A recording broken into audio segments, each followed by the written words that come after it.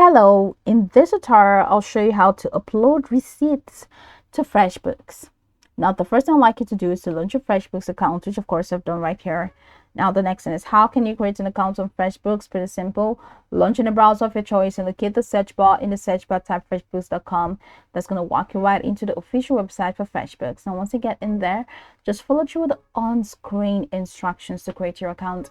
And of course, after signing in successfully, it's going to take you right into this fantastic homepage where you can now explore a couple of features to have an exciting time on FreshBooks. So now that we're here, let's quickly hop into today's task, and that is how to upload receipts to FreshBooks. From this homepage, I'd like you to head over to the left navigation panel where you have dashboard, clients, estimates, invoices, payments, expenses, projects, time tracking, accounting, reports, apps, team members, items and services, bank connections, and settings. Now go ahead and click on expenses. So that opens up the expenses window.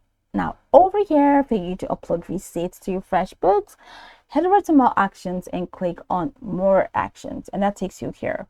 Now you have this extended options which include import expenses from a file and export expense receipts. So for you to upload, go ahead and click on import expenses.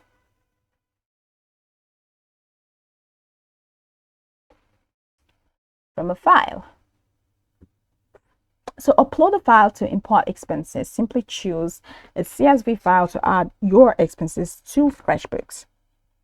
Go ahead and click on choose file, and once you click on choose file, that takes you right into your systems folder where you can now select any file that you want to select. And after selecting your file, go ahead and click on open. By clicking on open, it's going to be imported into FreshBooks. So that's it. That's pretty much it. That's how you can upload receipts to FreshBooks. Now you can go over the tutorial from top to bottom to get acquainted with the steps, and of course, once you're done, you will be good to go. I hope this tutorial marvelously helped your search.